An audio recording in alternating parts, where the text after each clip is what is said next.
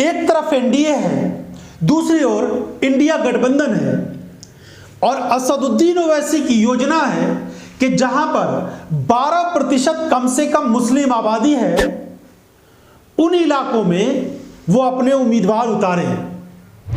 उधर अखिलेश यादव को साफ अल्टीमेटम दे दिया गया असदुद्दीन ओवैसी की तरफ से कि 5 सीटें इंडिया गठबंधन में उनको दी जाए, नहीं तो 20 सीटों पर अपने उम्मीदवार उतार देंगे। अब इस तरह की खबरों के बीच यह कहा जा रहा है कि इंडिया गठबंधन का एक बड़ा नुकसान उन राज्यों में हो सकता है जहां पर मुस्लिम आबादी ज्यादा है और असदुद्दीन ओवैसी की नजर उन इलाकों में है जहां पर मुस्लिम पॉपुलेशन है। असदुद्दीन ओवैसी महाराष्ट्र के औरंगाबाद में उनके एक सांसद हैं इम्तियाज जलील, तो औरंगाबाद से निकलकर मराठवाड़ा के इलाके में वो जाना चाहते हैं। मुंबई में वो चुनाव लड़वाना चाहते हैं अपने उम्मीदवार को।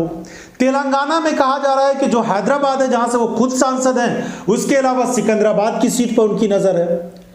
किशनगंज जो बिहार है, किशनगंज वहां पर उम्मीदवार का ऐलान पहले ही हो चुका है और इसके अलावा बिहार में भी करीब 7 सीटों पर जो उनके उम्मीदवार हैं वो चुनाव लड़ने की तैयारी कर रहे हैं। कहा जा रहा है कि दरभंगा, मधुबनी, सीवान, भागलपुर इन इलाकों में और फिर जो किशनगंज, अररिया, इस तरह वो बिहार के कई सीटों पर अपने उम्मीदवार उतार सकते हैं।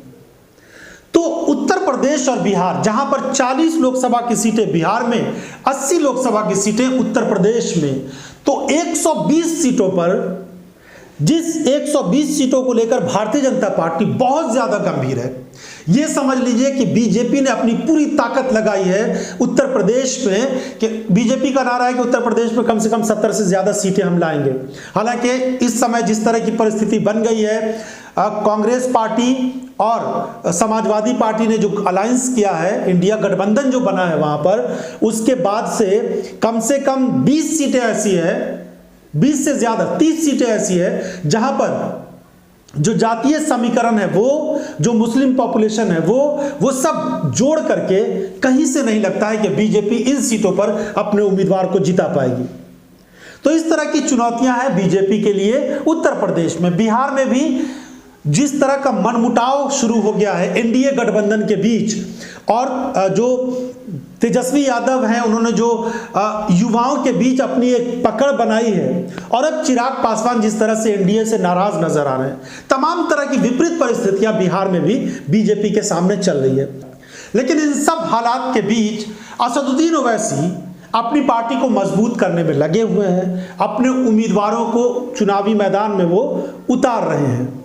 अब किसका फायदा होगा, किसका नुकसान होगा, ये सब आकलन तो चुनाव के बाद ही चीजें समझ में आती हैं। वैसे असदुद्दीन ओवैसी भरी सभाओं में ये बात कहते हैं कि जहां पर हम चुनाव नहीं लड़ते हैं वहां पर क्यों भारतीय जनता पार्टी जीत जाती है। बस ओवैसी को इल्जाम क्यों दिया जाता है कि आप खड़े हो जाएंगे या फिर आपके उम्मीदवार की वजह से बीजेपी जीत गई, क्योंकि देश भर के कई राज्य ऐसे हैं जहां पर एआईएमआईएम का कोई नामो निशान नहीं है। कई राज्य ऐसे हैं जहां पर ओवैसी की पार्टी के उम्मीदवार चुनाव नहीं लड़ते हैं। तो फिर उन इलाकों में अगर भारतीय जनता पार्टी जीत जाती है, अभी जो चुनाव हुए मध्य प्रदेश, राजस्थान, छत्तीसगढ़, तो यहां पर इनकी क्या भूमिका थी, लेकिन बीजेपी बड़े मार्जिन के साथ जीत कर आई है। ऐसी स्थिति में यह बात भी कहना एक तरह से वाजिब है कि इनके उम्मीदवार की वजह से इतना बड़ा नुकसान नहीं हो सकता है। लेकिन चुनाव पर नजर रखने वाले लोग कहते हैं कि 2, 4, 5, 6 हजार वोट भी बहुत मायने रखता है।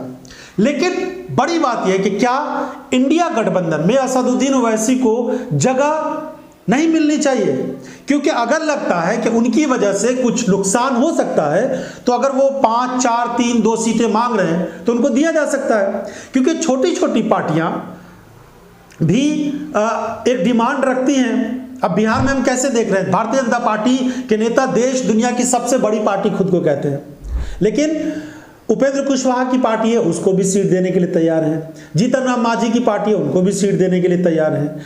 चिराग पासवान की पार्टी है, उनको भी सीट देने के लिए तैयार हैं। तो इस तरह से और भी राज्यों में छोटी छोटी पार्टी, उत्तर प्रदेश में भी छोटी छोटी पार्टियां, उनको भी सीटें दी जा रही है। लेकिन असदुद्दीन ओवैसी की पार्टी को इंडिया गठबंधन में जगह नहीं मिल रही है।